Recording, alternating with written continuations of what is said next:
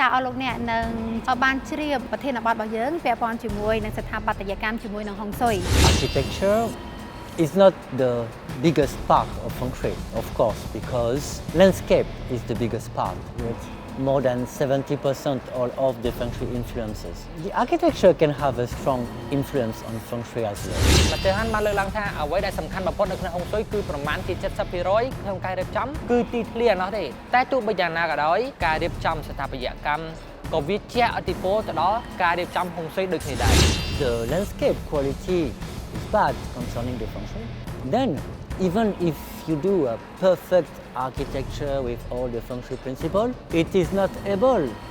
to support correctly the people because already around it is bad. បើសិនជាទីធ្លាដែលប្រមាណជា 70% ដែលសំខាន់នៅក្នុងហុងស៊ុយអត់ល្អទៅហើយទោះបីជាយើងមានអ្នកស្ថាបត្យករដែលជំនាញច្បាស់លាស់ក៏មិនបានអំណោយផលដែរ The bad Feng Shui due to a bad architecture of a building can have a bad effect on the whole country. ចឹងរឿងមួយទៀតដែលសំខាន់ណាស់ទូរទស្សនិកជនបើសិនជា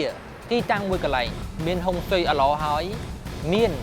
ការគូសប្លង់អត់ល្អទៀតហើយបើសិនជាអគារមួយហ្នឹងគឺជាអគារដែលសំខាន់ទៀតវាមិនត្រឹមតែប៉ះពាល់ដល់អគារទេវាជះឥទ្ធិពលដល់សាខាផ្សេងទៀតដែលយើងបាច់ជា brand. The most important part of the architecture is the base, the ground floor, because it is the attachment of the house to the ground, the attachment of people to the chi of the earth. The good attachment makes a good support for the house and for everyone in the house. The power of Feng Shui ឧបត្ថម្ភដោយវូជីតៅអភិវឌ្ឍអនុញ្ញាតក្រុមនឹងជម្រាបសួរប្រិយមិត្តទស្សនិកជនជាទីគោរពនិងជាទីមេត្រីចាសស្វាគមន៍អស់លោកអ្នកមកកាន់កម្មវិធី The Power of Feng Shui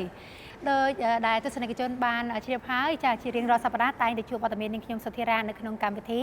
យ៉ាងណាមិញយើងនឹងជួបវត្តមានរបស់លោកពិសិដ្ឋដែលជាអ្នកសម្របសម្រួលចានៅក្នុងកម្មវិធីអ្វីដែលពិសេសសម្រាប់កម្មវិធីរបស់យើងតែងតែជួបជាមួយនឹង Master Han ចា Master គឺជាចា Master ហុងស៊ុយជំនាញនិងចាបកស្រាយនៅប្រធានបទដ៏សំខាន់សម្រាប់កម្មវិធីរបស់យើងចាជំរាបសួរ Master ជំរាបសួរ ចា Good evening លោកពិសិដ្ឋចាសុខសប្បាយ Master I'm very well, thank you. And you? ចាសុខសប្បាយដូចគ្នា I'm fine ចាលោកពិសិដ្ឋយ៉ាងណាដែរសុខទុក្ខ សុខទុក្ខជាធម្មតាទេចុះកញ្ញាធីរាចាសុខទុក្ខធម្មតាយើងទៅជាក់បន្តិចថ្ងៃនេះចាចាទស្សនិកជនជារៀងរាល់សប្តាហ៍ចាអស់លោកអ្នកតែងតែបានជួបជាមួយនឹង Master ហើយនៅក្នុងការបកស្រាយនៅចម្ងល់របស់អស់លោកអ្នកពាក់ព័ន្ធជាមួយនឹងការរៀបចំក្បួនហុងស៊ុយណាចាហើយថ្ងៃនេះផងដែរចាអស់លោកអ្នកនឹងចាបានជ្រាបនៅ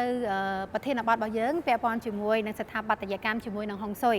ចាហើយស្ថាបត្យកម្មជាមួយនឹងហុងស៊ុយវាពាក់ព័ន្ធជាមួយនឹងអីខ្លះថាតើការរៀបចំហុងស៊ុយរបស់យើងសម្រាប់ពាក់ព័ន្ធជាមួយអាគារដែលយើងកំពុងតែធ្វើការចារៀបចំហុងស៊ុយបែបណាដើម្បីឲ្យមានលក្ខណៈងាយស្រួលឬក៏មានភាពអវិជ្ជមានឬក៏អវិជ្ជមានយ៉ាងម៉េចចាអញ្ចឹងចង់សួរថា Master ថាតើស្ថាបត្យកម្មមួយដែលយើងនិយាយភាសាសាមញ្ញថា design ណាមានផលប៉ះពាល់លក្ខណៈបែបណាទៅដល់អាគារក៏ដូចជាផ្ទះដែលយើងកំពុងតែរស់នៅថាតើអាចមានផលអវិជ្ជមានដល់យើងរស់នៅសប្តាហ៍ថ្ងៃនៅក្នុងគ្រួសាររបស់យើងឬក៏អាគារដែលយើងកំពុងតែធ្វើការហ្នឹងមានផលប៉ះពាល់ដល់កន្លែងធ្វើការរបស់យើងអត់អញ្ចឹងបើមានភាពល្អឬក៏មិនមានភាពមិនល្អតើវាយ៉ាងម៉េចវិញ Master You know, the architecture is not the biggest part of Feng Shui, of course, because landscape is the biggest part with more than 70% all of the Feng Shui influences. The architecture can have a strong influence on Feng Shui as well. បាទទូទស្សនិកជនបើសិនជាតាមការលើកឡើងរបស់ Master Han ក៏បានលើកឡើងថាបើយើងនិយាយអំពីការរៀបចំធ្វើស្ថាបត្យកម្មនេះថាសម្រាប់ទៅលើការ design ការគូសប្លង់ចាផ្ទះឬអគារមួយហ្នឹងមិនមែនជាផ្នែកដែលសំខាន់បំផុតនៅក្នុងការរៀបចំហុងស៊ុយទេដោយតែវគ្គមុនសប្តាហ៍មុនទូទស្សនិកជនបានដឹងហើយថា Master Han បានលើកឡើងថាអ្វីដែលសំខាន់បំផុតនៅក្នុងហុងស៊ុយគឺប្រមាណជា 70% ក្នុងការរៀបចំគឺទីធ្លានោះទេគឺមានទីធ្លាខាងក្រៅក្នុងការរៀបចំគឺជាផ្នែកសំខាន់តែទោះបីយ៉ាងណាក៏ដោយការរៀបចំស្ថាបត្យកម្មការគូសប្លង់ការ design ការ decor ហ្នឹងក៏វាជះឥទ្ធិពលទៅដល់ការរៀបចំហុងស៊ុយដូចគ្នាដែរ The quality of the architecture, the impact of the architecture first depends on the quality of the landscape. Because when you have a very good landscape, already you have a good potential. And a good architecture can make you benefit fully from this good potential. ចឹងទូទស្សនិកជនសម្រាប់ការរៀបចំឬក៏ design គូប្លង់សម្រាប់ស្ថាបត្យកម្មដំបូងឡើយគឺចាប់ផ្ដើមពី landscape ដែលសំដៅទៅលើទីធ្លាផ្នែកខាងក្រៅមុន ចា៎ ប្រសិនបើយើងមានទីធ្លាធំទូលាយមានទីធ្លាដែលអំណោយផលមានទីធ្លាដែលមានសក្តានុពលចឹងស្ថាបត្យករដែលគាត់ធ្វើការផ្នែកស្ថាបត្យកម្មផ្នែកគូប្លង់ផ្នែក design ឬក៏ decor ហ្នឹងគាត់ក៏មានភាពងាយស្រួលក្នុងការគូប្លង់ឬក៏ design ឲ្យទៅតាមក្បួនខ្នាតដែលគ្រូហុងស៊ុយជំនាញបានប្រាប់ទៅគាត់ហើយគាត់មានគំនិតច្រើនគាត់មាន idea ដើម្បីធ្វើវាណាស្របទៅតាមការណែនាំនិងការរៀបចំរបស់គ្រូ master ដូចគ្នាដែរ But if the landscape quality is bad concerning the feng shui, then even if you do a perfect architecture with all the feng shui principle, it is not able to support correctly the people because already around it is bad. ចឹងផ្ទុយទៅវិញទូទស្សនិកជនកញ្ញាធីរ៉ាបើសិនជាទីធ្លាដែលប្រមាណជា 70% ដែលសំខាន់នៅក្នុងហុងស៊ុយទីធ្លាផ្នែកខាងក្រៅហ្នឹងវាអត់ល្អទៅហើយ ចា៎ ទោះបីជាយើងមានអ្នកស្ថាបត្យករដែលជំនាញច្បាស់លាស់ខ្លាំងធ្វើការ design ធ្វើការគូប្លង់ decor ល្អប៉ុណ្ណាក៏ដោយក៏មិនបានអំណោយផលដែរដោយសារតែទីធ្លាផ្នែកខាងក្រៅដែលប្រមាណជា 70% នៅក្នុងការរៀបចំហុងស៊ុយដែលសំខាន់នេះវាអត់ល្អទៅហើយក៏វាជាឥទ្ធិពលដល់ការរៀបចំរបស់យើងអត់ល្អដូចគ្នាដែរ ចាអញ្ចឹង master អញ្ចឹងស្ថាបត្យកម្មសំខាន់ខ្លាំងមែនទែនហើយវាប៉ះពាល់ទៅដល់ដូចជាលុយកាក់ចាហើយនៅក្នុង family គ្រួសាររបស់យើងឬក៏ចាប្រាក់ចំណូលឬក៏អ្វីផ្សេងទេពាក់ព័ន្ធជាមួយនឹងស្ថាបត្យកម្មហ្នឹង Actually, the architecture have an effect on every aspect of the life. Can be the health, family life, money, and career. Everything. Yeah, because in the architecture, you also find the balance between the yin and the yang. ចឹងជួនទស្សនិកជនកញ្ញាធីរ៉ា master ក៏បានលើកឡើងហើយថាសម្រាប់ architecture ឬក៏ស្ថាបត្យកម្មហ្នឹងក៏វាជាឥទ្ធិពលទៅដល់ជីវិតរស់នៅរបស់យើងដែរដោយសារតែនៅក្នុងស្ថាបត្យកម្មវាជាឥទ្ធិពលទៅដល់សុខភាពគ្រួសារការរកស៊ីដោយសារតែក្នុងការរៀបចំនៅស្ថាបត្យកម្មមានទាំង design គូប្លង់ decor អីហ្នឹងវាសំដៅទៅលើការថ្លឹងថ្លែងរវាងធាតុពីរដែល master ក៏បានលើកឡើងមួយគឺធាតុ yin មួយទៀតគឺធាតុ yang You have to know that the more time you spend in a place, in a house, or an office, the more its feng shui quality will affect you. ចឹងទូទស្សនិកជនត្រូវចាំថាបើសិនជាយើងចំណាយពេលវេលាច្រើននៅកន្លែងណាមួយមិនថានៅផ្ទះឬក៏មិនថានៅកន្លែងធ្វើការទេប្រកបណាស់គុណភាពនៃហុងស៊ុយប្រកបជាមានជាឥទ្ធិពលមកយើងសំខាន់តើឥទ្ធិពលធម្មពលនៃហុងស៊ុយនោះគឺជាធម្មពលដែលវិជ្ជមានឬមួយក៏អវិជ្ជមាន That's why when you spend all day every day in an office, in the company where you work, for example, then the feng shui quality of this office, of this company, of the building affects you because you spend probably 8 to 9 hours a day. ចឹងឧទាហរណ៍ជាក់ស្ដែងឧទាហរណ៍ថាយើងទៅធ្វើការនៅកន្លែងដែលយើងធ្វើការ office របស់យើងត្រូវចំណាយពេលវេលាច្រើនយើងធ្វើការកន្លែងហ្នឹងយើងចំណាយពេលយ៉ាងអស់ណាក៏ពី8ទៅ9ម៉ោងដែរតាមម៉ោងធ្វើការហើយបើសិនជាកន្លែងធ្វើការរបស់យើងរៀបចំហុងស៊ុយបានល្អប្រកបណាស់វាជាឥទ្ធិពលជាវិជ្ជមានធ្វើឲ្យយើងធ្វើការល្អយើងមានអារម្មណ៍ធ្វើការចឹងទៅតែផ្ទុយទៅវិញបើសិនជាហុងស៊ុយនៅកន្លែង office របស់យើងមិនទៅជាល្អការងារលទ្ធភាពការងារក៏វាទៅតាមនឹងដែរ And sometimes the architecture, the feng shui of a building, of a company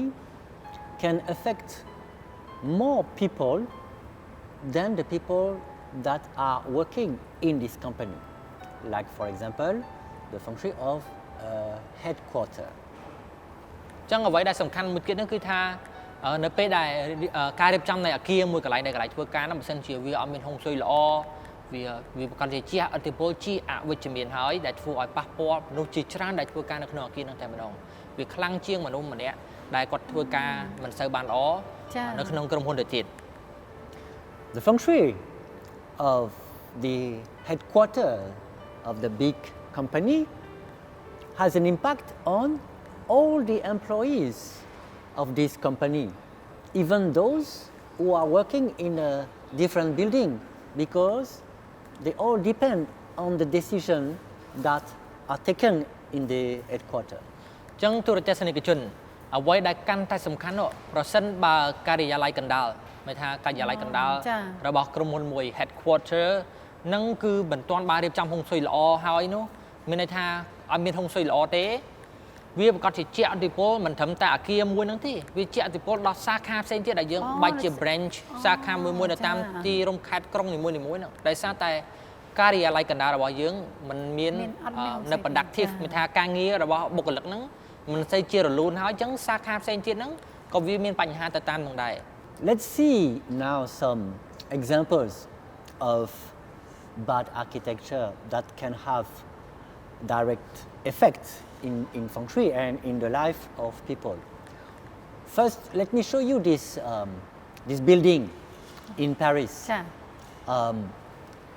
It is a headquarter, but the shape of this building is very bad. You can see that the base is very weak compared to the top. So, in this company, because of this building, the business is very unstable. And when some times are tough, then everything can fall down.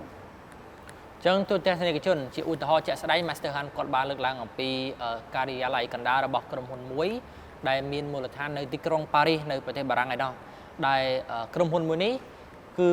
សម្រាប់ស្ថាបត្យកម្មរបស់គាត់មានថា design គូប្លង់សាងសង់ចេញមកគឺមានលក្ខណៈអគារគ្រឹះមិនសូវជាមកទៅមិនសូវជាមិនសមនឹងភ្នែករឹងមាំដោយសារតែអាក្រោមទៅវារាងតូចដល់លើរាងធំជាងអញ្ចឹងណាដោយតែទូរទស្សនិកជនបានឃើញនៅក្នុងរូបហើយការដែលមានអាគារស្ថាបត្យកម្មដែលមិនស័ក្តិសមហើយវាអត់ទៅតាមក្បួននៃការរៀបចំហុងស៊ុយបែបនេះបានធ្វើឲ្យអាជីវកម្មមួយនោះជាក់ស្ដែងគឺចេញលទ្ធផលហើយធ្វើឲ្យអាជីវកម្មការរកស៊ីរបស់គាត់ហ្នឹងមិនមានស្ថិរភាពធ្វើឲ្យមានការរកស៊ីមានភាពរអាក់រអួលមិនសមទៅតាមប្រកបទោះបីជាគាត់ខំប្រឹងធ្វើការបុគ្គលិកខំប្រឹងធ្វើការម្ចាស់ក្រុមហ៊ុនខំប្រឹង put effort on it ក៏ដោយក៏នៅតែមានបញ្ហាធ្វើឲ្យអាជីវកម្មមានរអាក់រអួលហើយមិនសូវជាមានស្ថិរភាពផងដែរ And in this second example, interesting for me, it is not an office building, it is a hotel in Dubai. It is also a good example of a bad feng shui with a direct effect that we can see. ចឹងសម្រាប់ទីតាំងមួយទៀតជាឧទាហរណ៍ជាក់ស្ដែងដូចគ្នាដែរដែលនេះគឺជាមិនមែនជាអគារកន្លែងធ្វើការគឺជាសន្តាគារមួយដែលគេចំណាយលុយរាប់លានដុល្លារដើម្បីសាងសង់នៅក្នុងទីក្រុងដ៏ល្បីមួយដែលទូរទស្សនិកជនប្រហែលជាស្គាល់ហើយទីក្រុងអ្នកមានទីក្រុងឌូបៃដែលសន្តាគារនេះក៏អាចចាត់ទុកបានថាគឺជាសន្តាគារដែលមានស្ថាបត្យកម្មដែលមិនល្អនិយាយបើយើងនិយាយពីការរៀបចំហុងស៊ុយ Yes, you see, not only this hotel is surrounded by water everywhere is not very good, and its shape is very thin and long, and it has a big hole in the center. So what happened? 1 week before the grand opening, a big fire burst in the center, destroyed the center, the entrance, so they have to rebuild it and spend a lot of money before they could open the hotel. ចឹងជាឧទាហរណ៍ជាក់ស្ដែងតែម្ដងសម្រាប់សន្តាគារមួយដែលមានមូលដ្ឋាននៅទីក្រុងឌូបៃគឺសន្តាគារនេះគឺមើលទៅយើងមើលឃើញថាស្អាតប៉ុន្តែដោយសារតែសន្តាគារគឺព័ទ្ធទៅដោយទឹកគឺមានទឹកនៅខាងចំកណ្ដាលហើយអ្វីដែលសំខាន់គឺសន្តាគាររាងរបស់សន្តាគារអគារនោះវាមានលក្ខណៈស្ដើងរបៀបថាយើងមិនសូវជាធំពេកដែលហើយមានវែងទៀតរាងវែងហើយបន្ថែមពីនោះគឺទូទស្សនិកជនបានឃើញនៅក្នុងរូបភាពហ្នឹងគឺសម្រាប់ផ្លូវចូលគឺមានប្រហោងហៅថាបន្លោះធំមែនតើសម្រាប់អគារសន្តាគារមួយហ្នឹងអញ្ចឹងរឿងអ្វីដែលសំខាន់យើងចាប់អារម្មណ៍នោះមុនពេលដែលថ្ងៃបើកសម្ពុតជាផ្លូវការរបស់សន្តាគារមួយដែលនៅក្នុងទីក្រុងឌូបៃហ្នឹងគឺមានភ្លើងឆេះនៅចំពីមុខផ្លូវចូលនៅចំជ្រក់ចូលតែម្ដងដែលភ្លើងឆេះខ្លាំងមែនតើដែលធ្វើឲ្យម្ចាស់សន្តាគារហ្នឹងខាត់បងប្រាក់ច្រើនណាស់ដែលត្រូវតែធ្វើការវាយចោលសាងសង់ឡើងវិញតែម្ដងសាងសង់មួយចំនួនផ្នែកមួយចំនួនឡើងវិញ Yes, you know, it is not easy to apply feng shui because sometimes the problem is big So the solution should be big. And yes, of course, some solution, especially the big solution, cost a lot of money. But it is worth it. It is worth spending a lot of money when you know the consequences, when you know the bad effect and when you know the good effect of Feng Shui. ចឹងសម្រាប់បញ្ហាដែលយើងជួបដូចថាយើងមានបញ្ហាជាមួយអាគារដែលអត់មានហុងស៊ុយអាឡចឹងទៅចឹងសួរថាតើយើងត្រូវធ្វើយ៉ាងម៉េចចឹងនៅពេលដែលយើងជួបបញ្ហាធំសម្រាប់ដំណោះស្រាយយើងត្រូវការដំណោះស្រាយដែលធំដើម្បីដោះស្រាយបញ្ហាធំនឹងដូចគ្នាដែរចាអញ្ចឹងបើសិនជាអាគារយើងឃើញថាអាគារហ្នឹងវាអត់មានហុងស៊ុយយើងខំប្រឹងធ្វើការនៅតែមិនមានដំណើរការអាជីវកម្មនៅតែមិនរលូនចឹងដំណោះស្រាយមានតែមួយគឺយើងត្រូវតែវាយចោលដើម្បីសាងសង់ថ្មីដោយសារតែយើងមើលឃើញថាបើសិនជាការដែលវាយចោលមានតម្លៃជាងធ្វើឲ្យយើងនឹង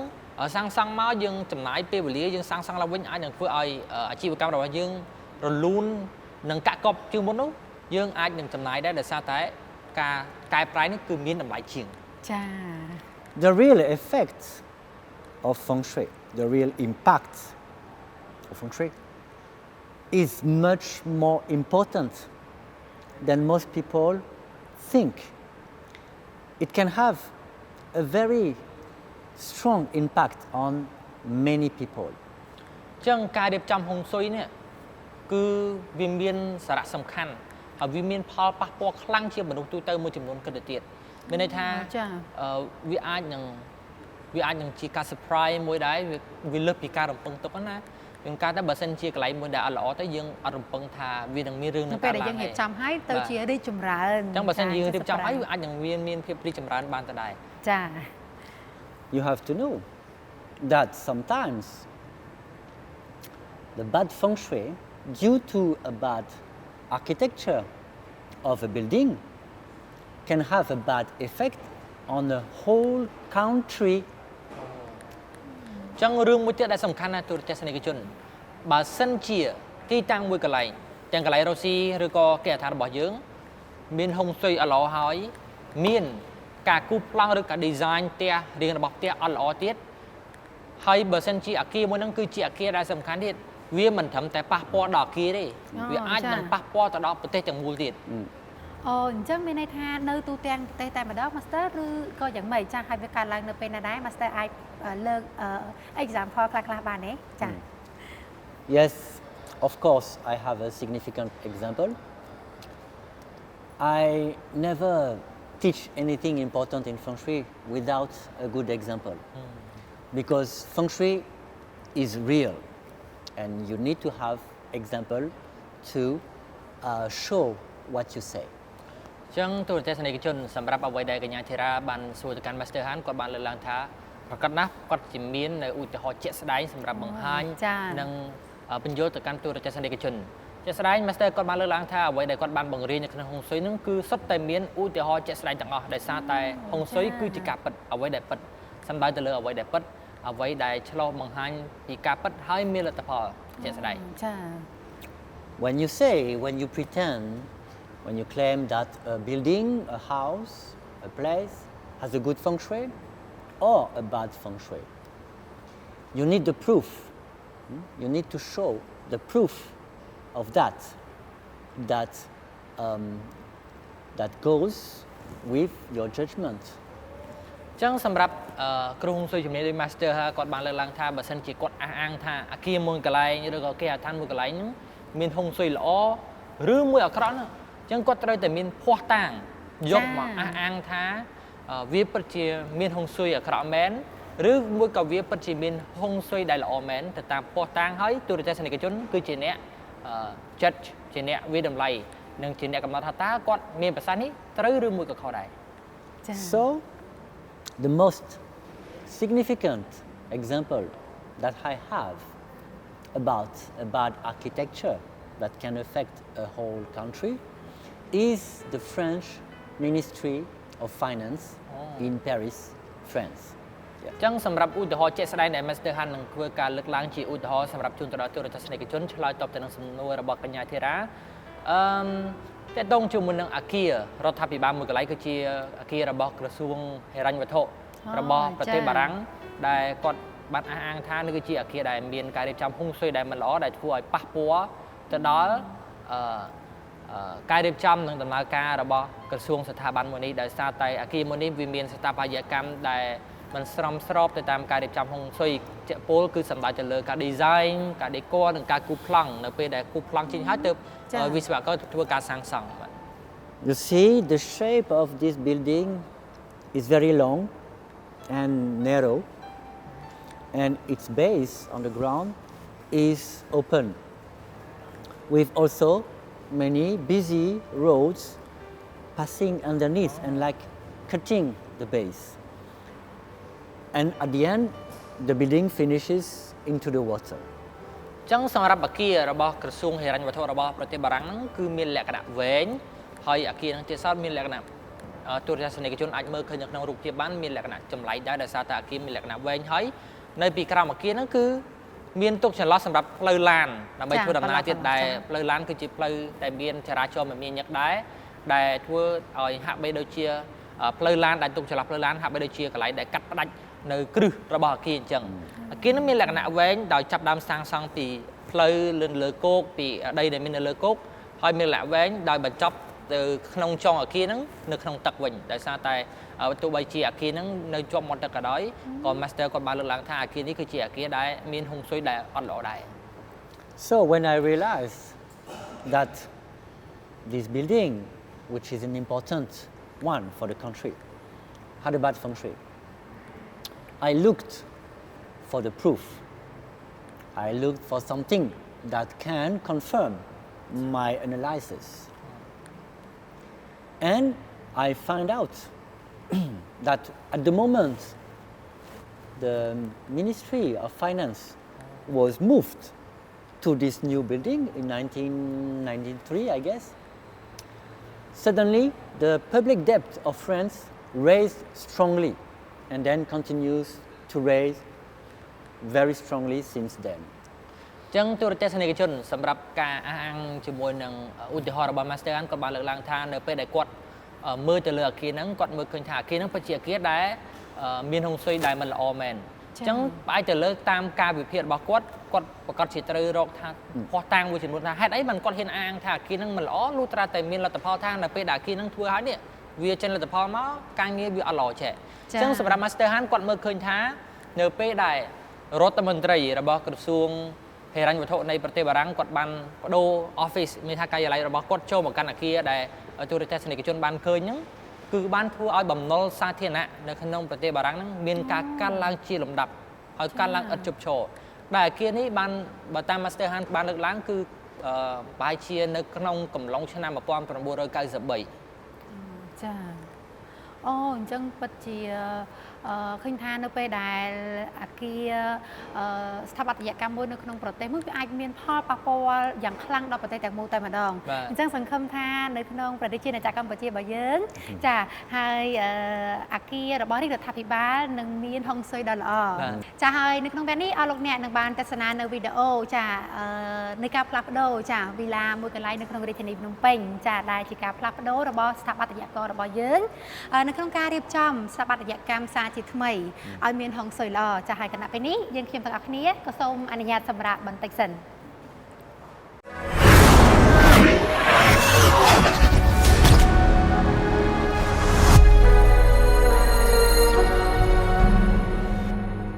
ឧបត្ថម្ភដោយវូជីតៅអភិវឌ្ឍឧបត្ថម្ភដោយវូជីតៅអភិវឌ្ឍ Greetings, ladies and gentlemen. Today we are at one of my customers' house, a very nice villa in Shui Chongwa. ទូរទស្សនិកជនជាទីគោរពនិងជាទីមេត្រីសប្តាហ៍នេះយើងមកដល់ទីតាំងថ្មីមួយទៀតហើយដែលជាគេអត្ថារបស់តេជជនរបស់ Master Han ដែលមានទីតាំងនៅក្នុងវីឡាមួយកន្លែងដែលស្ថិតនៅក្នុងទឹកដីជ្រោយចង្វា At first, my customers just want to know if this place has a good feng shui, generally speaking, and if there is something we can do to improve it. ទូរទស្សនិកជនតែប៉ុន្តែដំបូងឡើយហ្នឹងគឺអតិថិជនរបស់គាត់បានស្វែងរក Master Han ចង់ឲ្យ Master ឆៃថាតើនៅគេអត្ថារបស់គាត់ហ្នឹងមានហុងស៊ុយឬមួយក៏អត់ហើយបើសិនជាមានហើយឬក៏ខ្វះចន្លោះកន្លែងណាមួយគឺគាត់ចង់ឲ្យ Master Han ជួយរៀបចំបន្ថែមដើម្បីស្របទៅតាមការចង់បានរបស់គាត់ដូចគ្នា after my audit and my recommendation, the customer decided to change a lot of things in this house in order to make the feng shui as best as possible. ក្រោយពេលដែល Master Han គាត់បានមក audit ឬក៏បានមករៀបចំនិងពិនិត្យមើលទៅតាមក្បួនខ្នាតរបស់ហុងស៊ុយគាត់បានឃើញថាទីតាំងនេះគឺមានសក្តានុពលហើយប៉ុន្តែគឺនៅមានកន្លែងដែលត្រូវតែមានរៀបចំបន្ថែមទៀតដើម្បីទទួលបានលទ្ធផលល្អតាមទៅការចង់បានរបស់ម្ចាស់គេឋានដូចគ្នា First thing that you can notice here is the Mingtang. You know, of course, we start by outside. So before we enter the house, it's important that we look outside. ដោយសមម្ដងទូរទស្សនិកជនដឹងហើយមុនពេលដែលរៀបចំហុងស៊ុយគឺចាប់ផ្ដើមពីផ្នែកខាងក្រៅមុនដែលនៅក្នុងភាសាបច្ចេកទេសគេថា Mingtang គឺផ្នែកទីធ្លាខាងមុខផ្ទះហ្នឹង This Mingtang is big and nice, wide open, clear, good design. So it's very good for the feng shui. តែប៉ុន្តែនៅទីធ្លាខាងមុខផ្ទះឬហៅថា Mingtang ហ្នឹងគឺមានលក្ខណៈទីធ្លាធំទូលាយល្អមានសោភ័ណភាពស្អាតហើយវាមានលក្ខណៈវាអត់មានសម្រាមឬក៏អត់មានរបស់ញ៉ៃញ៉ៃនៅខាងមុខផ្ទះអញ្ចឹងហើយវាគឺជាហេតុផលមួយដែលវាគឺជាសក្តានុពលមួយក្នុងការរៀបចំហុងស៊ុយ But at first, my customers used to park their car here in this Mingtang in front of the door, which is not good. តែប៉ុន្តែនៅពេលដំបូងឡើយគឺអតិថិជនរបស់គាត់ហ្នឹងគាត់បានចតរថយន្តឬក៏ចតយានជំនិះនៅខាងមុខផ្ទះតែម្ដងអញ្ចឹងហើយនៅក្នុងការរៀបចំហុងស៊ុយការដែលចតរថយន្តឬក៏ខាងមុខផ្ទះដែលបាំងពីមុខផ្ទះគឺមិនល្អទេអញ្ចឹងហើយក៏ Master Han បានណែនាំឲ្យមានការផ្លាស់ប្ដូរមួយចំនួនដែរសម្រាប់មីងខាងមុខផ្ទះ The second point that is good in this house is the entrance door. So we will see the entrance door because it's a good example of what we call the chi mao. រឿងមួយទៀតដែលសំខាន់ដែលធ្វើឲ្យគេឋាននេះមានសក្តានុពលក្នុងការរៀបចំហុងស៊ុយគឺទ្វារចូលផ្ទះដោយសារតែនៅក្នុងគេឋាននេះគឺមានទ្វារគឺមានសក្តានុពលមែនទែនដោយសារតែមានការរៀបចំត្រឹមត្រូវអញ្ចឹងហើយយើងទាំងមើលអស់គ្នាថាតើការរៀបចំទ្វារផ្ទះណាទទួលបានលទ្ធផលគេខ្លះសម្រាប់ទាញយកនៅធម្មពលឈី Let's go. So behind me you can see the door, entrance door, which is a nice one. ទូរទស្សនិកជនឃើញហើយនៅខាងនៅពីក្រោយពួកយើងគឺអាចឃើញទ្វារផ្ទះដែលបើតាមយើងមើលនឹងភ្នែកគឺស្អាតមែនទែនដែលទ្វារនេះគឺមានលក្ខណៈរៀបចំត្រឹមត្រូវ The door is quite big, but it is also very welcoming. It means with the space in front of the door, with the space behind the door, you can stay there quietly, relax, be welcomed as a guest by the owner, and enjoy the time when you enter the house. It is important. សម្រាប់ទីតាំងទ្វារនៅខាងមុខផ្ទះនេះវិញគឺនៅទ្វារផ្ទះគឺមានលក្ខណៈធំទូលាយនៅខាងមុខផ្ទះគឺមានកន្លែងអង្គុយលេងទទួលភ្ញៀវទីធ្លាទ្វារផ្ទះទៀតសោតគឺមានទីធ្លាធំទូលាយដែលធ្វើឲ្យម្ចាស់គេឋានឬក៏ភ្ញៀវមកលេងគឺមានអារម្មណ៍ថាកក់ក្ដៅហើយនឹងមានផាសុកភាពក្នុងការរស់នៅពេលដែលយើងជជែកពិភាក្សាការងារណាមួយធ្វើឲ្យ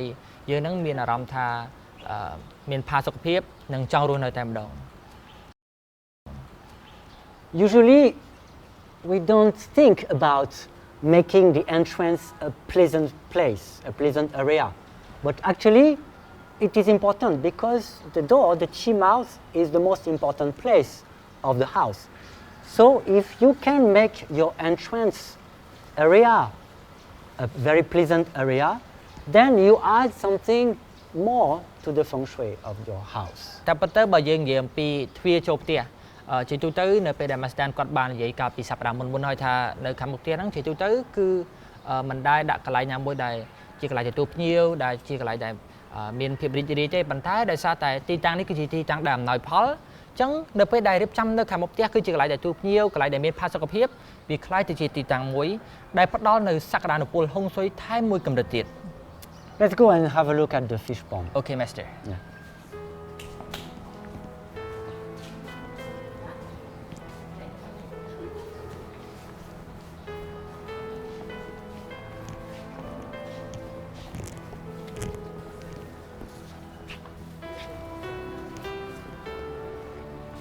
So now we are standing in front of this beautiful fish pond, Yep. which of course was located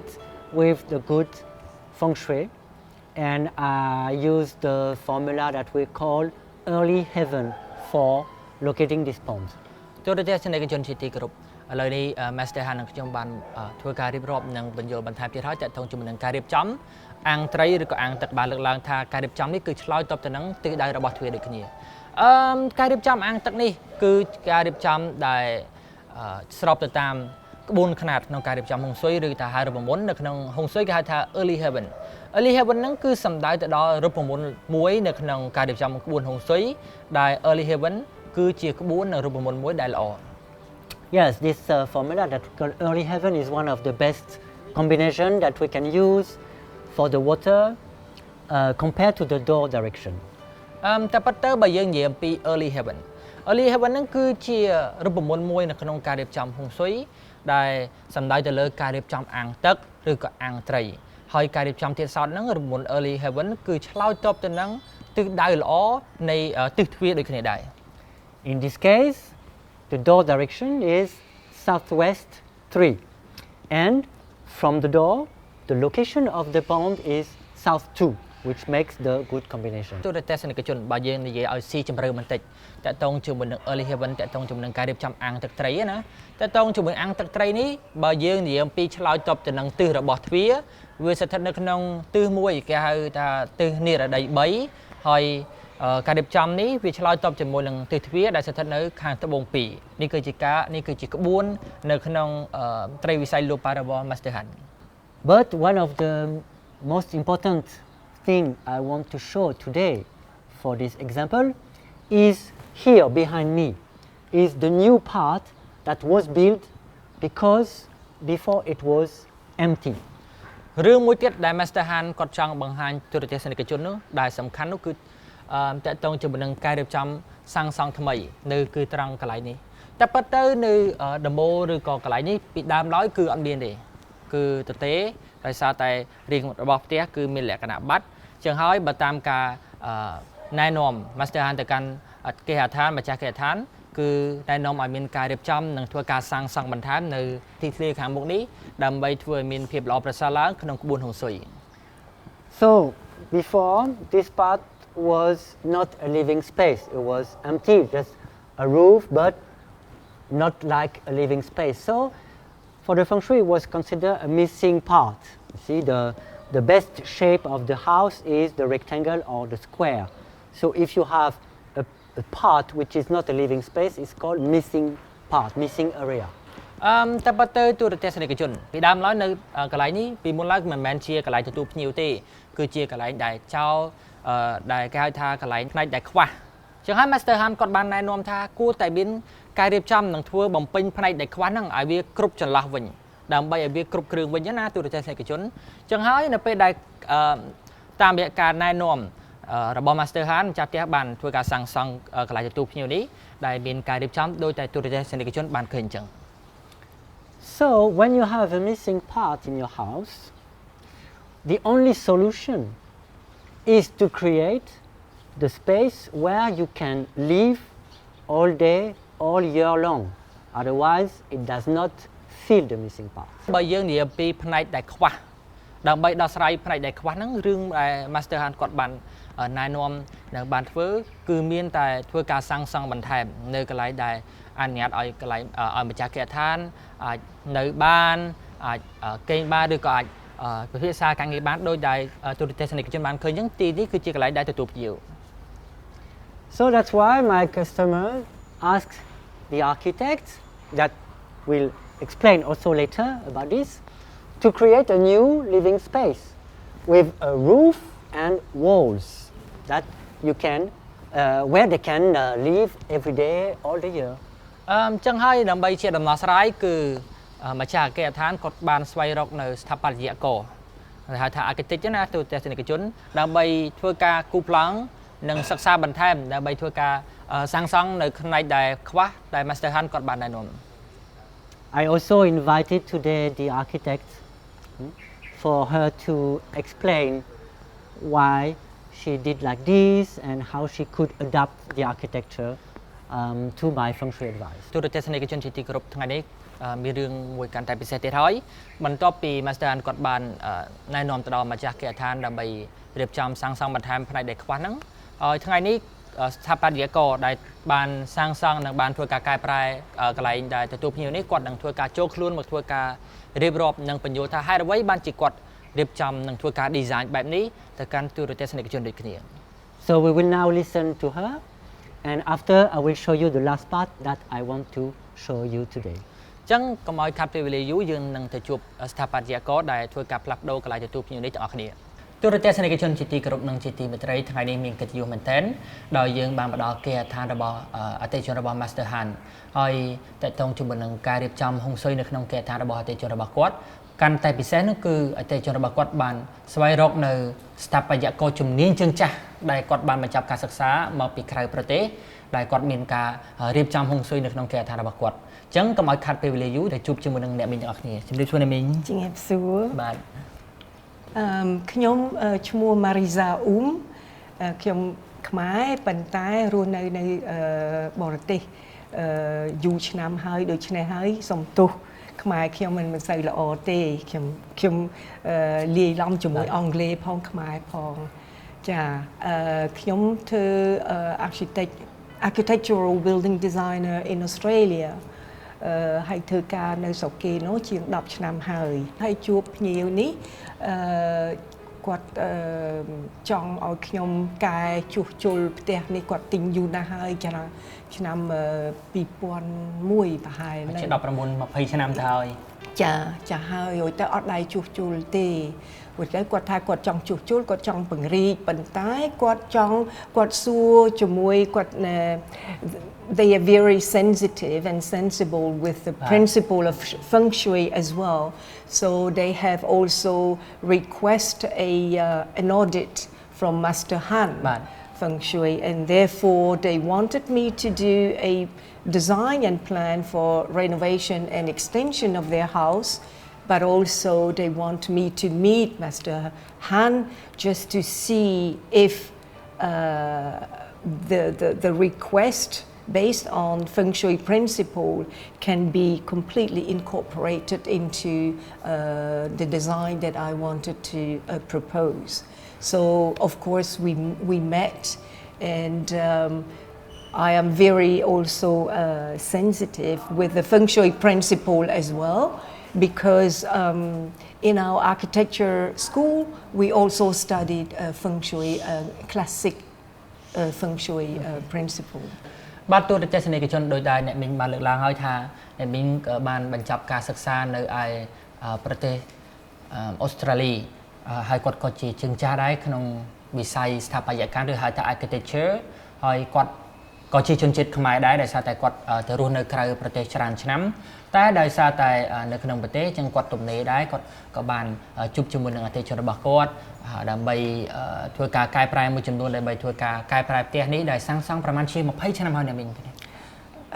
ផ្ទះនេះជិត20ឆ្នាំហើយ20ឆ្នាំហើយ ចា ខ្ញុំចង់ដឹងថាតើនៅពេលដែលម្ចាស់គេដ្ឋានបានទៅរកអ្នកមីងដំបងគេហ្នឹងតើគាត់បានស្នើសុំអ្នកមីងធ្វើគេខ្លះដើម្បីឆ្លើយតបជាមួយនឹងការរៀបចំហុងស៊ុយរបស់ Master Han ដែលអ្នកមីងគិតគូរទៅលើស្ថាបត្យកម្មហ្នឹងចា the requirements of Master Han in terms of feng shui principle are quite easy for me to understand because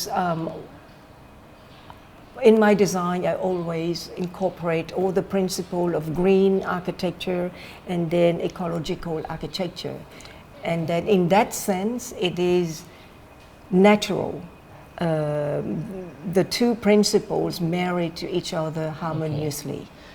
តែប៉ុន្តែទូរទស្សនិកជននៅពេលដែលអ្នកមីងគាត់បានជួបជាមួយនឹងម្ចាស់ផ្ទះហើយក៏ស្វែងយល់អំពីតម្រូវការនិងការចង់បានរបស់ Master Han ក្នុងការរៀបចំផ្ទះនេះឡើងវិញគឺអ្នកមីងគិតថាវាមិនមែនជារឿងដែលពិបាកប្រហែលទេដោយសារតែអ្នកមីងក៏គាត់គឺជាស្ថាបត្យករដែលជំនាញដែរអញ្ចឹងដំបូងឡើយគឺគាត់គិតថាសម្រាប់ការ design និងការរៀបចំផ្ទះឡើងវិញគឺគាត់គិតទៅលើ green environmental green ដែលសំដៅទៅលើសេដ្ឋកិច្ចសំដៅទៅលើបរិស្ថានជុំវិញផ្ទះសំដៅទៅលើការរៀបចំខាងក្រៅដូចគ្នាប៉ុន្តែអ្វីដែលសំខាន់គឺឆ្លើយតបទៅនឹងការរៀបចំក្បួនរបស់ហុងស៊ុយដែល Master Han គាត់បានណែនាំទៅកាន់ម្ចាស់ផ្ទះហើយម្ចាស់ផ្ទះក៏បានប្រាប់ទៅកាន់អ្នកប៊ីង Yeah. The main request from Master Han is the two elements, water and fire. Water outside in the outdoor landscape and water inside the house, which is in the kitchen,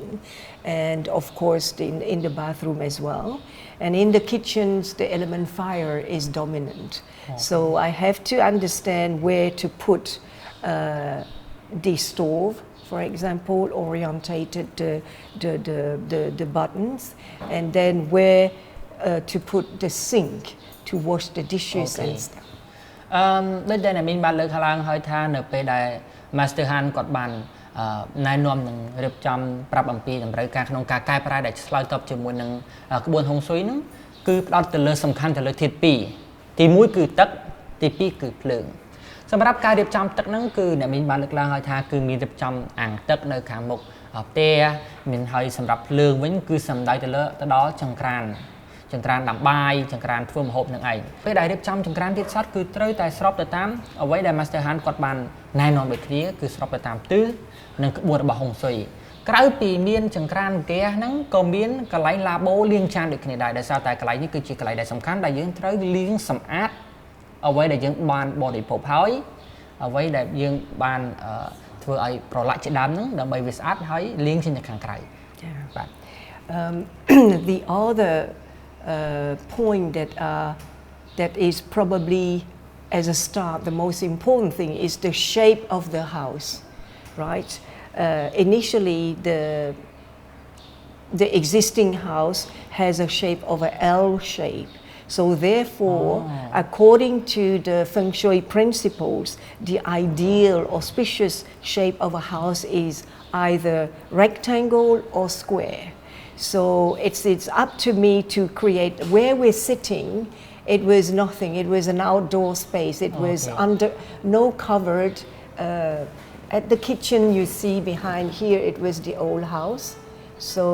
we have extended this part, had covered it, had of course put walls, but I wanted to design and keep the connection of the inhabitant of the house to link with the nature outside, with the garden outside. So I just do it all to let the visual connection all the time, whether it is this direction or that direction, and create a living space where they can entertain their families and their friends. I got it. បាទទូរទស្សនិកជនដូចដែលអ្នកមីងបានលើកឡើងហើយថាពីដើមឡើយគេអាឋានមួយនេះដែលមានវ័យចំណាស់ដែរហើយគឺមានរាងដូចជាអក្សរ L អញ្ចឹងមានថាអក្សរ L គឺរាងបែបនេះហើយដោយសារតែ Master Han គាត់បានមកមើលធ្វើ audit ទៅមានការរៀបចំតាក់ទងជាមួយនឹងក្បួនហុងស៊ុយមើលឃើញថានៅពេលដែលផ្ទះដែលមានរាងអក្សរ L ហ្នឹងគឺខុសពីក្បួនខ្នាតរបស់ហុងស៊ុយដោយតែយើងបានដឹងហើយកាប់ពីសប្តាហ៍មុនដែលយើងបានជួបគ្នានៅក្នុង studio អញ្ចឹងដើម្បីកែប្រែ Master Han គាត់បានណែនាំទៅកាន់អ្នកមីងថាគឺត្រូវតែមានការ design ឬចំឡើងវិញដើម្បីបំពេញផ្នែកដែលខ្វះអ្វីដែលខ្វះហ្នឹងអាចរៀបចំទៅជារាងការ៉េក៏បានដើម្បីឲ្យវាស្របទៅតាមក្បួនរបស់ហុងស៊ុយតើតើជាមួយនឹងការរៀបចំស្ថាបត្យកម្មរបស់អ្នកមីងទេសោតគឺគាត់រៀបចំទៅតាមការចង់បានរបស់ចាស់ផ្ទះនិងការចង់បានរបស់ Master Han ដែលមានភាពបតិកលានិងស៊ីគ្នាប៉ុន្តែតកតងជាមួយនឹងការរៀបចំអ្នកមីងបានលើកឡើងហើយថាការរៀបចំរបស់គាត់ហ្នឹងគឺគាត់គិតធំជាងគេមួយទៀតគឺតកតងជាមួយនឹងសេដ្ឋកិច្ច economic ឬក៏គេហៅថា environmental friendly មានថានៅខាងក្នុងផ្ទះមាន green មានអ្វីដែលមានដើមឈើតកតងដែលយើងចូលមកយើងមានផាសុខភាពដែលតកតងអ្នកដែលភ្ញៀវឬក៏អតិថិជនអ្នកដែលមកលេងផ្ទះយើងចូលមកមានអារម្មណ៍ថាមានផាសុខភាពនិងមានចំណាប់អារម្មណ៍ជាមួយនឹងផ្ទះរបស់យើងដែលតកតងដែលគាត់បានរៀបចំដែលមានភាពបតិកលានិងស៊ីគ្នាជាមួយនឹងបរិស្ថាននៅខាងក្រៅផ្ទះដូចគ្នាដែរនេះជាការលើកឡើងរបស់អ្នកមីង So in conclusion, it was a very successful project, either in terms of architecture or in terms of applying a Feng Shui principle. clients every day, they are very happy to live in the house. When they come here, they can relax, they feel safe, and they are proud to show also where they live to the family members, to their friends. So that's, to me, is the best key of success of an architecture, of a construction and architecture. ចឹងទូរទស្សនិកជនជាចុងក្រោយសម្រាប់ការរៀបចំហុងស៊ុយនេះគឺអ្នកមិញបានលើកឡើងចាត់ទុកថាគឺជាការរៀបចំនិងការ design ដែលអ្នកមិញចាត់ទុកថាគឺជាជោគជ័យដ៏ធំមួយដោយសារតែការរៀបចំរបស់គាត់គឺឆ្លើយតបជាមួយនឹងការចង់បានរបស់ម្ចាស់ផ្ទះចង់បានរបស់ទាំងប្តីទាំងប្រពន្ធហើយមួយវិញទៀតសោតគឺនៅពេលដែលរៀបចំហើយធ្វើឲ្យម្ចាស់ផ្ទះគាត់មានអារម្មណ៍ថាចង់រស់នៅក្នុងផ្ទះដោយសារតែផ្ទះមានផាសុកភាពគាត់នៅពេលដែលគាត់ចូលមកក្នុងផ្ទះគឺគាត់មានអារម្មណ៍ល្អគាត់ចង់រស់នៅគាត់មានអារម្មណ៍ថាគាត់ចង់នៅដោយសារតែមានការរៀបចំដោយតែទូរទស្សនិកជនបានហើយថាមានការរៀបចំមានការ design មានការតុបតែងស្អាតមែនទែនតែការតុបតែងនេះទៀតសោតគឺតុបតែងដោយអ្នកមីងហើយអ្នកមីងគឺតុបតែងស្របទៅតាមការចង់បានរបស់ម្ចាស់ផ្ទះនិងស្របទៅតាមការណែនាំរបស់ Master Han ដូចគ្នាដែរអរគុណច្រើនអ្នកមីងសម្រាប់ពេលវេលាដ៏មានតម្លៃក្នុងការបកស្រាយទៅកាន់ទូរទស្សនិកជនរបស់យើងដោយសារតែអ្នកមីងក៏ជាជនជាតិខ្មែរដែរតែដោយសារតែគាត់ទៅរស់នៅក្រៅប្រទេសហើយគាត់ក៏បានបញ្ចប់ការសិក្សានៅក្នុងប្រទេសអូស្ត្រាលីផ្នែកស្ថាបត្យកម្មនោះអញ្ចឹងអរគុណច្រើនអ្នកមីងដងទៀតសម្រាប់ការបកស្រាយហើយយើងក៏មកដល់ទីបញ្ចប់ដែរសម្រាប់ការបកស្រាយនិងកិច្ចសម្ភាសន៍ខ្លីជាមួយអ្នកមីងអញ្ចឹងសូមអរគុណ Now we stay in the kitchen. Actually, before it was already the kitchen, but they changed the kitchen because of my feng shui advice and because of the architecture design to fit also the architecture. Okay. ទូរទស្សនិកជនជាទីគោរពកន្លែងនេះគឺជាកន្លែងផ្ទះបាយដែលយើងកំពុងតែឈររវាងខ្ញុំនិង Master Han តែពិតទៅទីតាំងនេះពីមុនឡើយក៏ជាផ្ទះបាយដែរប៉ុន្តែដោយសារតែយោងទៅតាមការណែនាំរបស់ Master Han ដែលផ្អែកទៅលើការរៀបចំក្បួនហុងស៊ុយគឺស្ថាបត្យករនៅពេលដែលគាត់មករៀបចំផ្ទះឋានឡើងវិញគាត់មើលឃើញថាមានការគួរតែមានការកែប្រែមួយចំនួនដែរដោយស្របទៅនឹងការណែនាំរបស់ Master Han. In this case, we look at what we call the bajai system. So because the owner, both of them belong to the East group, then this location for the kitchen is auspicious for them. That's why I decided to keep the kitchen in this place. នៅតាមការរៀបចំរបស់ Master Han ដែលផ្អែកទៅលើក្បួនរបស់ហុងស៊ុយនៅក្នុងការរៀបចំហុងស៊ុយនៅក្នុងផ្ទះបាយនេះនៅក្នុងភាសាបច្ចេកទេសរបស់ហុងស៊ុយហៅថា bajai. So it was also a good opportunity to optimize the kitchen, and actually you have two important things in the kitchen: the stove and the sink, the fire and the water. តែប៉ុន្តែបើនិយាយអំពីការរៀបចំនៅក្នុងផ្ទះបាយគឺមានរឿងពីរដែលសំខាន់ក្នុងការផ្លាស់ប្ដូរទៅតាមក្បួនរបស់ហុងស៊ុយទី1គឺចង្ក្រានទី2គឺកន្លែងលាងចានដែលសម្រាប់ទៅលើទឹកហើយនិងភ្លើង Because the place where you cook the food that you will eat is very important. ដោយសារតែទីកន្លែងដែលជាកន្លែងដែលចម្អិនម្ហូបដែលយើងត្រូវបរិភោគនោះគឺជាកន្លែងមួយដែលសំខាន់មែនទែន The second thing which is important in the kitchen is the sink where you wash your dishes because you see the water going away.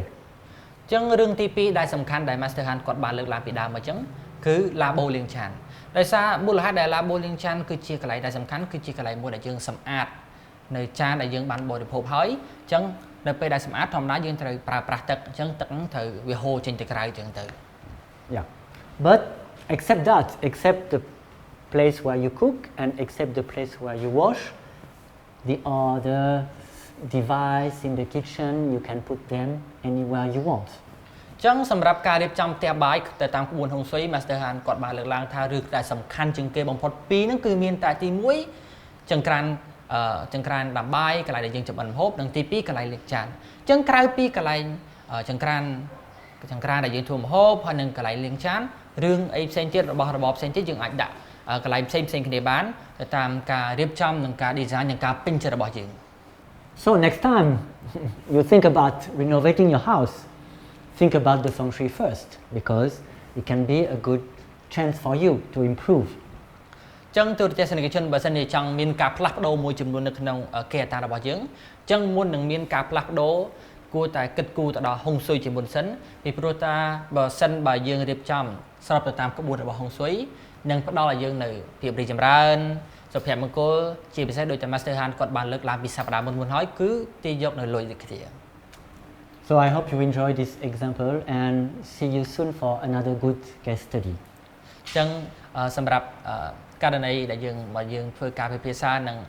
ពន្យល់ទៅកាន់ទូរទស្សនិកជននៅក្នុងថ្ងៃនេះបានមកដល់ទីបញ្ចប់ហើយចឹងនៅសប្តាហ៍ក្រោយៗទៀតយើងនឹងមានការទៅកន្លែងផ្សេងទៀតដើម្បីធ្វើការពន្យល់អំពីមូលហេតុនៃការរៀបចំគេហដ្ឋានឬក៏កន្លែងទីតាំងអាជីវកម្មណាមួយដែលស្របទៅតាមក្បួនរបស់ហុងស៊ុយ Thank you and សូមអរ goodbye. គុណ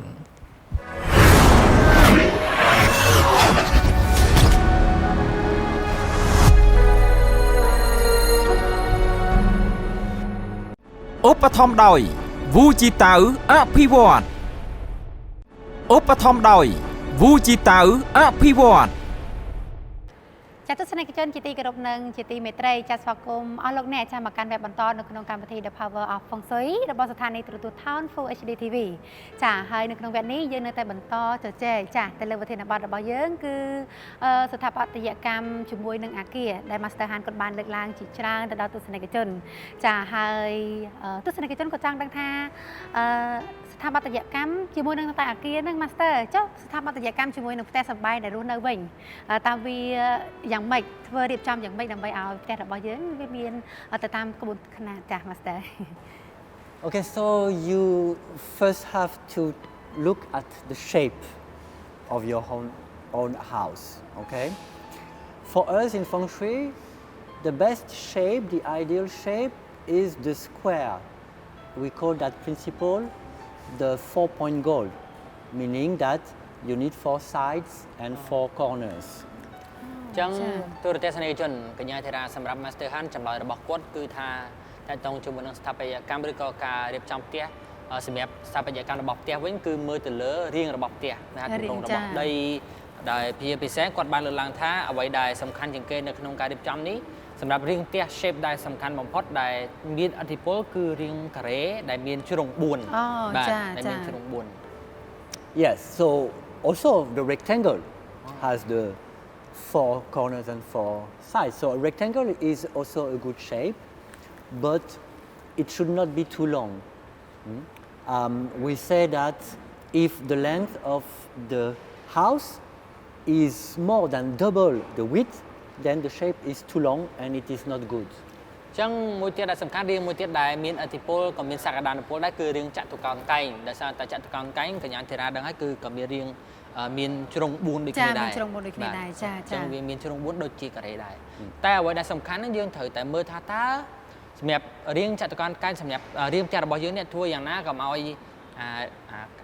កពួននេះវាពោះជាងទៅតឹងហ្នឹងរហូតដល់គុណទៅដល់2ដងពេកចឹងទៅវាអាចនឹងធ្វើឲ្យប៉ះពាល់ដល់ការរៀបចំហុងស៊ុយដោយសារតែវាមិនសូវជាអំណោយផល Exactly. And unfortunately, it is a problem that we often see in Phnom Penh, for example. A lot of townhouses have very long and narrow shapes. So, when you live in such a house, it's like you are missing some space, like you are squeezed, and you can only go one way, like this. ចឹងរឿងមួយទៀតដែលសំខាន់ដែរសម្រាប់នៅក្នុងទីក្រុងភ្នំពេញរបស់យើងហាក់ដូចជាពិបាកដែរចំពោះផ្ទះមួយចំនួនធំឧទាហរណ៍ជាក់ស្ដែងដូចផ្ទះល្វែងចឹងដោយសារតែផ្ទះល្វែងមានរាងចតុកោណកែងហើយតែដោយសារតែរាងវែងពេកដែល Master Han គាត់បានលើកឡើងថាវាហាក់បីដូចជាផ្នែកមួយដែលខ្វះចឹងណាដោយសម្រាប់ម្ចាស់គេដ្ឋានគឺយើងផ្ទះតូចពេកទៅយើងដូចថាយើងផ្លូវដែរយើងមើលឃើញតែមួយផ្លូវដែលទៅដែលវាមានលក្ខណៈចង្អៀតឬក៏មានលក្ខណៈបាំងអីចឹងទៅនឹងសម្រាប់ផ្ទះល្វែង You see, this is a frequent problem in Phnom Penh that we see often, unfortunately. A lot of townhouses have very long and narrow shapes. So, in this case, people that live in such houses, they feel squeezed. It's like they are missing space around them and that they can only go one way. បាទទូរទស្សនិកជនសម្រាប់ករណីនេះ Master Han ក៏បានលើកឡើងដែរថានេះគឺជារឿងករណីដែលកាត់ឡើងញឹកញាប់មែនទែនដែលយើងឃើញភាគច្រើននៅក្នុងរាជធានីភ្នំពេញដោយសារតែជាក់ស្ដែងយើងអាចនិយាយបានថាផ្ទះល្វែងដោយសារតែផ្ទះល្វែងនៅក្នុងទីក្រុងភ្នំពេញភាគច្រើនមានរាងចតុកោណកែងប៉ុន្តែវែងពេកអញ្ចឹងហើយ Master Han គាត់បានលើកឡើងថាការដែលមានសាងសង់ផ្ទះល្វែងអញ្ចឹងម្ចាស់ផ្ទះហាក់បីដូចជាគាត់ចង្អៀតតែគាត់មានផ្លូវដើរតែមួយវាមានអ្វីដែលបាំងអញ្ចឹងបើសិនជាការដែលគាត់រស់នៅនឹងទទួលបានផលល្អវាមិនអីទេតែខ្លាចតែនៅពេលដែលគាត់នៅនឹងអាចនឹងជួបនៅផលវិបាកអីផ្សេងៗអញ្ចឹងកញ្ញាធីរ៉ា Also, in this kind of shape, you have what we call a lot of missing sectors. A missing sector is a part that is not covered when you put the shape of the house inside the rectangle. អញ្ចឹងក្នុងករណីនេះគាត់អាចបានលើកឡើងថាវាចាត់ទុកជាផ្នែកដែលខ្វះ missing sector ដែលសំដៅទៅលើឧទាហរណ៍ផ្ទះហ្នឹងមានលក្ខណៈរាងទ្រវែងអញ្ចឹងទៅរាងចតុកោណកែងអញ្ចឹងទៅដោយសារតែវាគឺជារាងមួយដែលមិនអំណោយផលក្នុងការរៀបចំដោយសារតែផ្ទះមានរាងចង្អៀតហើយធ្វើឲ្យផ្លូវចូលផ្ទះហ្នឹងក៏មានលក្ខណៈទោសចង្អៀតដែរនឹងធ្វើឲ្យក្នុងហុងស៊ុយការរៀបចំហុងស៊ុយ Master Han បានលើកឡើងថាគឺជា missing sector តែផ្នែកដែលខ្វះ The missing sector, depending on where they are, can affect the family members. It can affect the father or the mother. It can affect the sons or the daughters. អញ្ចឹងសម្រាប់ missing sector ផ្នែកដែលខ្វះហ្នឹងវាអាចមានផលប៉ះពាល់ច្រើនណាស់កញ្ញាធីរ៉ាអាចនឹងប៉ះពាល់ទៅដល់ជួនកាលអាចប៉ះពាល់ដល់ឪពុកជួនកាលម្ដាយកូនប្រុសស្រីជាដើមអញ្ចឹង Also, some missing parts can affect the children, and that can also explain sometimes why it is difficult to have a new baby. អញ្ចឹងផ្នែកខ្លះទៀតនៅពេលដែលបាត់បង់ទៅវាធ្វើឲ្យប៉ះពាល់ដល់ទៅដល់ផ្នែកកូនអាចធ្វើឲ្យ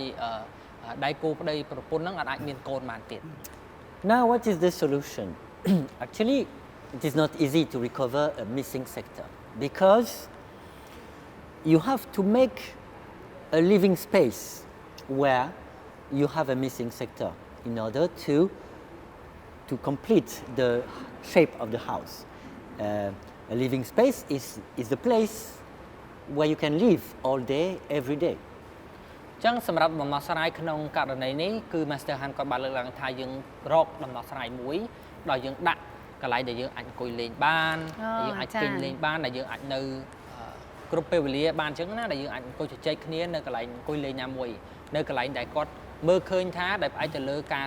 រៀបចំគាត់ថាអូកន្លែងចំណុចកន្លែងនេះគឺជាកន្លែងដែល missing space ឬក៏ missing sector អញ្ចឹងគាត់ត្រូវដាក់ living space កន្លែងដែលយើងអាចអង្គុយលេងបានហ្នឹងដើម្បីធ្វើការ recover ឡើងវិញមានថាធ្វើការកែប្រែឡើងវិញដើម្បីរៀបចំឲ្យមានភាពល្អប្រសើរឡើង In some countries with hot weather, like in Cambodia, we have hot weather. Sometimes when you can do a covered terrace where you can have some living room, living space, yes, it can be considered as inside the house, not a missing sector. But the real principle is that you can even sleep there if you want. So it has to be a safe space where you can stay all the time. អញ្ចឹងក្នុងករណីមួយទៀតទូរទស្សនិកជនតាមប្រទេសខ្លះពេកច្រើនប្រទេសខាងនៅក្រៅប្រទេសពេកច្រើននៅផ្ទះរបស់គេមានខាងមុខផ្ទះមិនមែនជារានហាលនៅខាងមុខផ្ទះជាន់តដីហ្នឹងដែលគេមានដំបូលមានអីសម្រាប់អង្គុយលេងជជែកលេងអញ្ចឹងទៅអញ្ចឹងនៅក្នុងករណីនេះគឺ Master Han បានលើកឡើងថាគួរអាចធ្វើនៅដំបូលខាងមុខផ្ទះដែលអាចឲ្យយើងអង្គុយលេងបានយើងអាចជជែកគ្នាអង្គុយលេងនៅពេលដែលយើងចង់ជជែកអញ្ចឹងទៅតែពិតទៅក្នុងនិយមន័យពិតប្រាកដហ្នឹងកន្លែងដែល living space ដែល Master Han បានលើកឡើងហ្នឹងគួរតែជាកន្លែងដែលអាចទាំងអង្គុយលេងបានទាំងអាចគេងបានទៀតមានថាយើងបង្គ្រប់វាដើម្បីចាត់ទុកថាជាផ្នែកមួយរបស់ផ្ទះតែម្ដងខ្វះទៅវិញ Yes, in this case, in such houses, life is not easy and unstable because it is like your leg are missing or very weak, so you cannot have a good balance. អញ្ចឹងទូរទស្សនិកជននៅក្នុងករណីនេះបើសិនជាផ្ទះដែលសង់ខ្ពស់ពីដី គឺជាយើងអាចចាត់ទុកបានថាគឺជាផ្នែកមួយដែលមិនសូវជាល្អទេក្នុងការរៀបចំហុងស៊ុយបើយើងមើលឲ្យងាយយល់ទៅ Master Han បានលើកឡើងថាវាដូចជាជើងសសរជើងក្រោមយើងអញ្ចឹងដូចជាគ្រឹះយើងអញ្ចឹងដោយសារតែយើងមានគ្រឹះតិចតួចអញ្ចឹងដែលធ្វើឲ្យយើងមានភាពទន់ខ្សោយមិនសូវជារឹងមាំអញ្ចឹងណាដោយសារតែផ្ទះហ្នឹងវាទៅខ្ពស់ពីដីវាមិនមែនជាប់ដីតែម្ដង ចាអញ្ចឹងវាពិបាកនៅក្នុងការទប់លំនឹងអញ្ចឹង បាទដែលវាមិនមានស្ថិរភាព ចា បាទ As I know Feng Shui, as I understand it, and according to my experience, I know that people's life is not only the result of what they do, it is also the result of their own Feng Shui. ចឹងដោយតែ Master Han គាត់បានលើកឡើងថាបើយោងទៅតាមបទពិសោធន៍ដែលគាត់បានសិក្សារៀននិងយល់ដឹងផ្នែកហុងស៊ុយជាច្រើនមកហើយគាត់ក៏មានបទពិសោធន៍និងបានអង្កេតទៅលើរឿងហ្នឹងដែរគឺជីវិតមនុស្សមិនមែនសំដៅទាំងផ្អែកទៅលើតែលទ្ធផលដែលគាត់បានពីការខិតខំប្រឹងប្រែងដែលគាត់បានសម្រេចបាននោះទេដែលគាត់ទៅថាយើងធ្វើការងារសម្រេចបានលទ្ធផលទេក៏វាផ្អែកទៅលើកត្តាហុងស៊ុយមួយចំនួនផងដែរ Most people have strong will, good will, and they are ready to work hard. I see Cambodian people, they are hardworking all day, every day. Yeah. So when you give these people good living condition, like good feng shui, then the result of their work is shown up and they can succeed quite fast. ចឹងដូចតែ Master Han គាត់បានលើកឡើងថាគាត់ឃើញថាប្រជាជនកម្ពុជាយើងគឺជាជនជាតិមួយដែលខិតខំធ្វើការងារដែរមានថាពួកគាត់ក៏ខិតខំប្រឹងធ្វើការងារបំពេញរបរអាជីវកម្មគាត់ខ្លាំងណាស់ប៉ុន្តែអ្វីដែលសំខាន់ដែលគាត់អាចនឹងខ្វះអាចនិយាយបានថាខ្វះខាតគឺគាត់លុះត្រាតែគិតទៅលើមួយចំណុចទៀតដែលគាត់បានលើកឡើងតែតង់ជាមួយហុងស៊ុយចឹងមានន័យថាបើសិនជាកន្លែងការងារគួរតែរៀបចំហុងស៊ុយឲ្យបានល្អទៅឲ្យគាត់មានអារម្មណ៍ធ្វើការអត់ stress មានកម្លាំងចិត្តដើម្បីធ្វើការដឹងធ្វើឲ្យប្រសិទ្ធភាពការងាររបស់គាត់ហ្នឹងក៏កាន់តែកើនឡើងផងដែរ ចា Exactly. ដោយការលើកឡើងរបស់ Master អញ្ចឹងចាភាពជោគជ័យរួមបញ្ចូលជាមួយនឹងការខំប្រឹងប្រែងរួមបញ្ចូលជាមួយនឹងចាហុងស៊ុយដើម្បីឲ្យកាន់តែឲ្យការងាររបស់យើងកាន់តែល្អប្រសើរត្រូវទេ Master Yes. Good feng shui and good work and making good choice. Of course, if you have a very good feng shui, but you don't do anything, you don't work, you will not receive anything. But when you have bad feng shui, even if you work hard, then you have small results only. ចឹងទូរទស្សនិកជន Master Han គាត់លើកឡើងថានេះគឺជាការរួមបញ្ចូលគ្នាមួយគឺជាកន្លឹះនៃភាពជោគជ័យមួយដែរដោយយើងខិតខំប្រឹងធ្វើការផងហើយយើងមានហុងស៊ុយល្អផងអញ្ចឹងយើងគាត់ជាទទួលបាននៅលទ្ធផលមួយល្អប្រសើរហើយយើងអាចមានជម្រើសក្នុងការធ្វើការងារផ្សេងទៀតអញ្ចឹងទៅវិញបើសិនជាយើងមានហុងស៊ុយល្អប៉ុន្តែអត់ខំធ្វើការអញ្ចឹងក៏វាមិនទទួលបានផលអីដែររឿងមួយទៀតបើទោះបីជាយើងខិតខំប្រឹងប្រែងធ្វើការខ្លាំងមែនទែនប្រឹងធ្វើការប្រឹងប្រកបរបរអាជីវកម្មប្រឹងរកនៅមុខរបរថ្មីក៏មិនទទួលបានជោគជ័យដែរប្រសិនបើយើងអត់មានហុងស៊ុយល្អ ចាអូអញ្ចឹងពិតជាចង់ដឹងមែនតើហើយប្រធានបទរបស់ Master លើកឡើងមួយសប្តាហ៍ពីមួយសប្តាហ៍ពិតជាចាគួរឲ្យចាប់អារម្មណ៍ណាចាអញ្ចឹង Master មានអ្វីចង់បន្ថែមទៅកាន់ទស្សនិកជនទេចា Yes, I would like to talk about the principle, the formation that we call dripping blood. Master Han ក៏មានអ្វីបន្ថែមទៅកាន់ទូរទស្សនិកជនដែរដែលគាត់នឹងលើក formula ទៅទៅមួយរូបមន្តមួយទៀតដែលនឹងធ្វើការមកនិយាយនៅក្នុងនោះនឹងភាសាបច្ចេកទេសគេហៅថា dribbling blood ហើយថាហ្នឹងបើសិនយើងបកឲ្យក្នុងជាភាសារបស់យើងវិញថាឈាមដែលធ្លាក់ចុះអញ្ចឹងណាអូដំណាក់ឈាមដូចជាដំណាក់ឈាមអូពិតជាចង់ដឹងមែនតើចា Yes, we can also find a lot of them in Cambodia. It's a formation made by the roof that protects, covers and protects the frontage in order to protect you from the rain when you enter your house by the door, okay? But this kind of roof, like you see, when it is raining and you stand at your door, you see the rain water falling in front of you and then flowing away. like this. ចឹងនៅក្នុងករណី the dribbling blood ហ្នឹងជាមួយនឹងឧទាហរណ៍មួយក្នុងផ្ទះគេដ្ឋានមួយចំនួននៅក្នុងរាជធានីភ្នំពេញដែលនៅខាងមុខផ្ទះគឺសង់ដបូលហ្នឹងអាចនិយាយថាដបូលនៅខាងមុខផ្ទះដូចមានដបូលប៉ាំងសីមានអីយ៉ាងទៅដែលនៅពេលដែលម្ចាស់ផ្ទះគាត់សង់ធ្វើអាដបូលហ្នឹងដើម្បីការពារភ្លៀងពេលភ្លៀងមកកុំឲ្យសាចូលផ្ទះចឹងទៅតែនៅពេលដែលភ្លៀងមកយើងឃើញថាទឹកទាំងអស់ដែលទៅលើដបូលហ្នឹងគឺស្រោចទាំងអស់ធ្លាក់មកចំពីមុខផ្ទះរបស់យើងតែម្ដងដែលយើងឃើញថាទឹកហ្នឹងវាហូរចេញទៅក្រៅ And because you know in Feng Shui water means money, so if you see the water going away from you, then you see the money going away, so you lose the money. It's like you lose the blood of your house. ចឹងតើតង់ជាមួយនឹងរឿងហ្នឹងនៅពេលដែលភ្លៀងមកចឹងទៅយើងឃើញថាទឹកភ្លៀងធ្លាក់មកចឹងយើងឃើញទឹកដែលហូរចេញទៅក្រៅហ្នឹងដូចនៅក្នុងហុងស៊ុយ Master បានលើកឡើងមុនហ្នឹងថាទឹកគឺជាលុយចឹងហាក់បីដែលយើងកំពុងតែមើលលុយហ្នឹងចេញពីយើងចឹងដូចយើងកំពុងឲ្យលុយហ្នឹងដែលមកផ្ទះយើងហើយមកជាចេញទៅវិញបាទជាហូរចេញទៅវិញ But in this case it is very easy to correct. You just have to put some gutter on the roof here, so when it's raining the gutter collects the water, so you don't see the water falling in front of the door. The water just fall on the side like this, and then you don't see the water flow away, you don't see the money flowing away.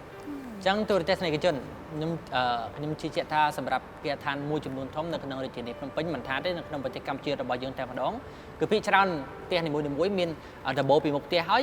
ទឹកភាគច្រើនគឺធ្លាក់មកនៅចាប់ពីមុខផ្ទះតែម្ដងចឹងសម្រាប់ដំណោះស្រាយរបស់ Master Han គឺយើងអាចដាក់តូទឹកដែលអាចមិនឲ្យទឹកហ្នឹងធ្លាក់ចំពីមុខផ្ទះតែម្ដងទេមានន័យថាដាក់តូមកឲ្យវាហូរបាយសាយទៅខាងសងខាងផ្ទះវិញហ្នឹងហើយតាមកលៀតផ្ទះដែលយើងអាចដាក់បើខាងឆ្វេងក្បាលឬក៏ខាងស្ដាំឬក៏យល់ល្អដាក់ទៅឲ្យវាហូរចេញសងខាងម្ដងតែមិនមែនហូរចំពីមុខផ្ទះទេតែយើងដាក់រៀបចំតូទឹកទៅ ចាឃើញថាការលើកឡើងរបស់ Master Han ពិតជាត្រឹមត្រូវណាស់ដោយសារតែនៅក្នុងរាជធានីភ្នំពេញរបស់យើងមិនថានៅទីក្រុងឬក៏នៅជនបទទេផ្ទះភាគច្រើនគឺតែតែមានដំបូលចាដើម្បីបាំងក្តៅទី1បាំងក្តៅទី2នៅពេលដែលភ្លៀងចាកុំឲ្យសាយចូលផ្ទះដល់ពួកគាត់អញ្ចឹងណា You have to remember that the architecture of a house, of a building, is like the structure, the shape of the human body. A human body, to be healthy, has to be complete, well balanced, and strong. ចឹងនៅក្នុងសប្តាហ៍នេះអ្វីដែលទូរទស្សនិកជនត្រូវចាំគឺតកតងជាមួយនឹងស្ថាបត្យកម្មរបស់សំណង់ទាំងគេហដ្ឋានទាំងអគារឬក៏កន្លែងរកស៊ីវាហាក់បីដូចជាដែលសំដៅទៅលើទម្រង់នៃផ្ទះឬទម្រង់អគារមួយនៃទម្រង់ដីហ្នឹងវាហាក់បីដូចជាទូខ្លួនរបស់មនុស្សមួយចឹងទូខ្លួនមនុស្សត្រូវការគ្រប់ផ្នែកទាំងអស់វាមានលក្ខណៈបំពេញគ្នាទៅវិញទៅមកដែលត្រូវការរាងកាយមួយដែលមានសុខភាពល្អនិងមានខ្យល់ដង្ហើមដកចេញចូលដែលធ្វើឲ្យយើងមានលំនឹងយើងអាចឈរបានយើងនៅពេលដែលយើងទទួលទានអ្វីដែលល្អចឹងទៅ Also the space of the house inside the house is the space that is available for each people in the family and for each family aspect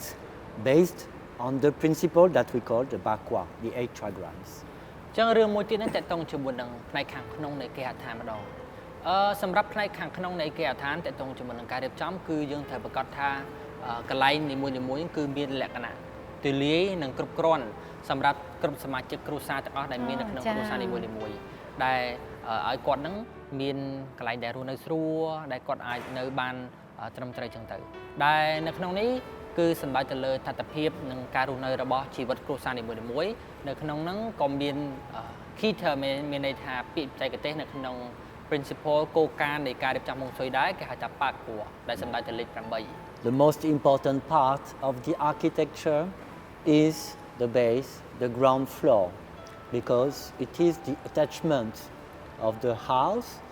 to the ground, the attachment of people to the chi of the earth. Then